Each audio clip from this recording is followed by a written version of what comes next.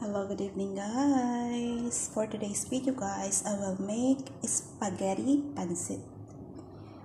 It's different kind of spaghetti. I have garlic, onion, bell pepper, carrots, and of course our breast chicken. And then we have also black pepper, chicken cubes, and of course we need our cabbage and our spaghetti. The main ingredients is this. Mamacitas, number 1 na pampasarap. This is yummy sauce. Mamacitas oyster sauce, number 1. And of course, I'm gonna use Kikkoman soy sauce. Tara guys, let's ready to cook. Tara, cook na tayo. Ito, mainit ng ating pan. Maglalagay tayo ng oil. A little bit oil. Oil. Ayan, mainit na siya. Now it's hot. We'll put our garlic. A little bit garlic.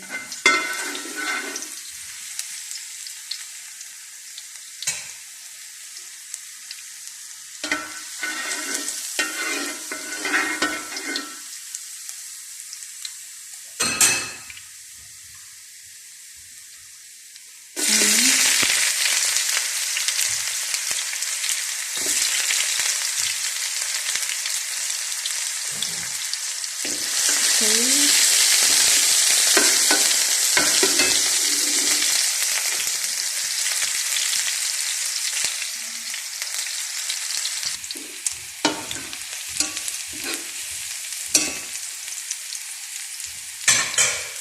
We're gonna add our chicken.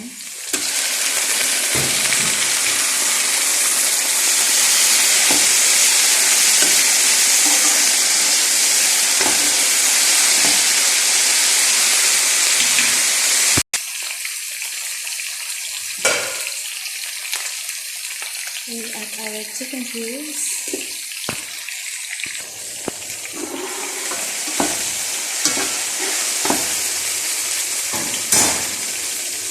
And we're gonna add our bell pepper together.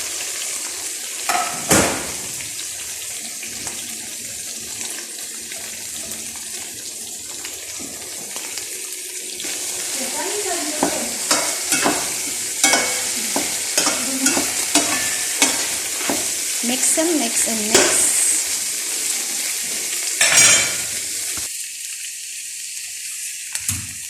Next, our cabbage.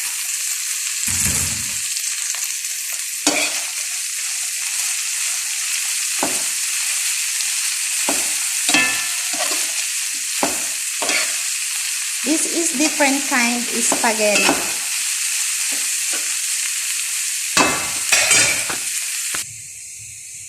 I use spaghetti instead of rice noodles. Bihon I mean. And then we're going to add soy sauce. It's depend po sa inyo kung gaano kadami yung soy sauce na ilalagay nyo.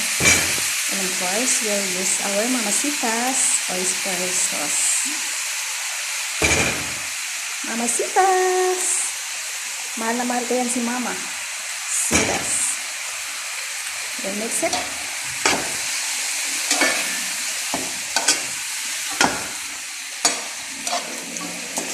Oh.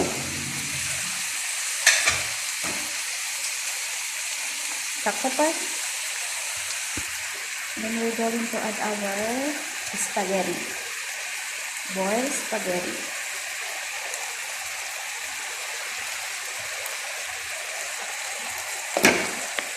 So guys. And then we'll add another more black pepper. Kailangan mas litaw yung black pepper niya para makuha natin yung tamang lasa. Then we're gonna add more oyster sauce. Then we will mix it again. And now I'm done, ready to serve.